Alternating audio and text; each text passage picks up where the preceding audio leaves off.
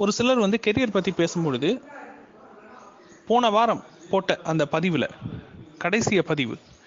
அந்த கடைசி பதிவில் வந்து ஒரு சிலர் வந்து ஒரு குறிப்பிட்ட சந்தேகம் கேட்டிருந்தீங்க.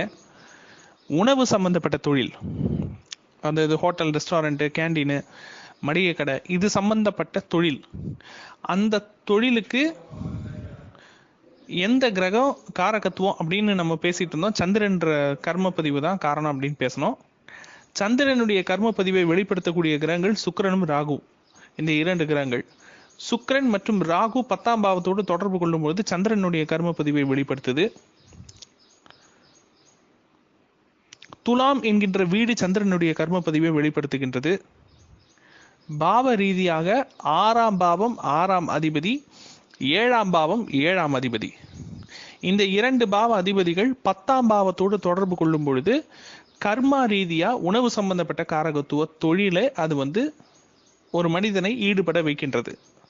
சரி, அதை எப்படி வந்து ஒழுங்குபட செய்யலாம் அப்படின்றதுக்கு நம்ம சில டிப்ஸ் கொடுத்துருந்தோம் சந்திரனுடைய கர்மாவை பேஸ் பண்ணி. அதில் வந்த ஒரு சில சந்தேகங்களில் முக்கியமான சந்தேகம் என்னன்னா, பாத்திரக்கடை வைக்கலாமா? பாத்திரக்கடை வந்து ஒருத்தர் வந்து வைக்கணும் அப்படின்னா அதற்கு வெறும் சந்திரனுடைய கர்ம பதிவு மட்டும் போதுமா, இல்லை வேற ஏதாவது கிரகத்தினுடைய கர்ம பதிவினுடைய தொடர்பு வேணுமா அப்படின்னு கேட்டிருந்தாங்க. அருமையான கேள்வி, நியாயமான கேள்வி.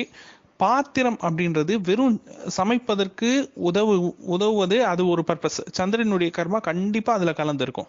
ஆனா பாத்திரம் அப்படின்றது அது மண் பாத்திரமா இருந்தாலும் சரி, இரும்பா இருந்தாலும் சரி, பித்தளையா இருந்தாலும் சரி, செம்பா இருந்தாலும் சரி, அலுமினியமா இருந்தாலும் சரி, ஸ்டெயின்லெஸ் ஸ்டீலா இருந்தாலும் சரி, அது எந்த பாத்திரமாக இருந்தாலும் அது ஒரு உலோக கலவை.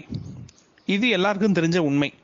ஓகே, அப்போ உலோகத்துக்கு அதிபதி யாரு அப்படின்னு நம்ம பார்த்தோம்னா, உலோகத்துக்கு அதிபதி வந்து செவ்வாய்.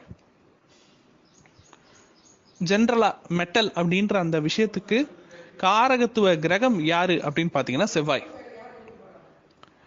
அப்போ பாத்திரக்கடை வந்து ஒருத்தர் வைக்கணும் அப்படின்னா, ஒரு சிறிய முதலீடுல ஒரு பாத்திரக்கடை வந்து ஒருத்தர் வைக்கணும்னு நினைக்கிறாரு. ஓகே, அப்படின்னா 2 கிரகத்தினுடைய கர்ம பதிவு வேணும்.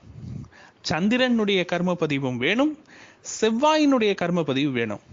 சரி, சந்திரனுடைய கர்ம பதிவு, செவ்வாயினுடைய கர்ம பதிவு தொழில் மூலியமாக ஒருவருக்கு சம்பந்தப்படணும் அப்படின்னா அது எப்படி சாத்தியம் அப்படின்றத நம்ம இப்ப பார்ப்போம்.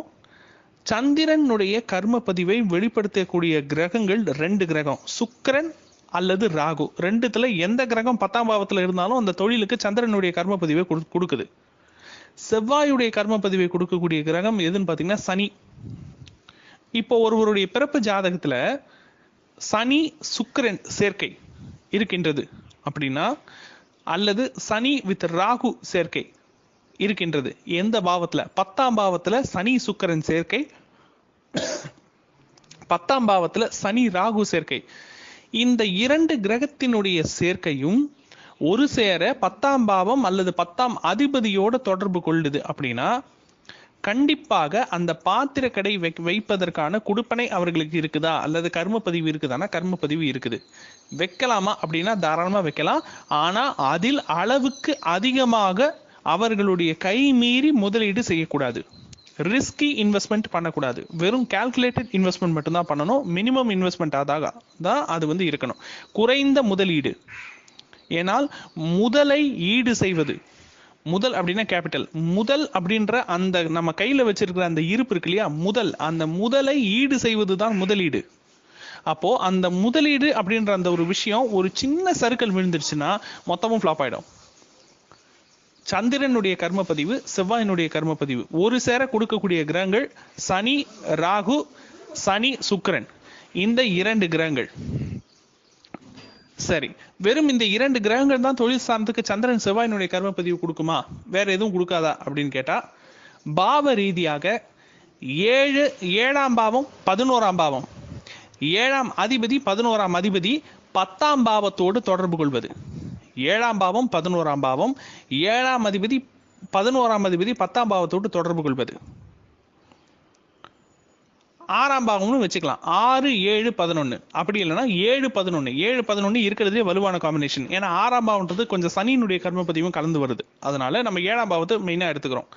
7 + 11, 6 + 11, 6, 7, 11 இந்த 3 பாவமும் அல்லது இந்த மூன்றில் ஏதாவது இரண்டு பாவங்கள் அதுல 11ஆம் பாவம் கண்டிப்பா இருக்கணும். 6, 11 அப்படி இல்லைன்னா 7, 11 அப்படி இல்லைன்னா 6, 7, 11 இந்த பாவங்கள் ஒரு சேர 10ஆம் பாவத்தோடு தொடர்பு கொள்ள வேண்டும், கனெக்ட் ஆக வேண்டும். எப்படி கனெக்ட் ஆகுறதுன்னா, ஒன்னு 7ஆம் அதிபதி 11ஆம் அதிபதி 10ஆம் பாவத்தில் இருக்கிறது, அப்படி இல்லைன்னா 10ஆம் அதிபதியும் 11ஆம் அதிபதியும் ஒரு சேர 7ஆம் பாவத்தில் போய் அமர்ந்து விடுவது, அல்லது 10ஆம் அதிபதி 7ஆம் அதிபதி ஒரு சேர 11ஆம் பாவத்தில் அமர்வது.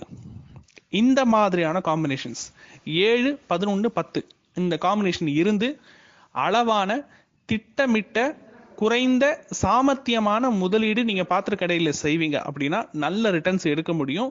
அந்த தொழிலில் உங்களுக்கு இருக்கும் நேர்மையே மிகச்சிறந்த கர்ம பரிகாரமாக மாறும். ஸோ இந்த மாதிரி கர்ம பதிவினோட காம்பினேஷன் இருக்கிறவங்க பாத்திர கடையில் இன்வால்வ் ஆகலாமான இன்வால்வ் ஆகலாம்.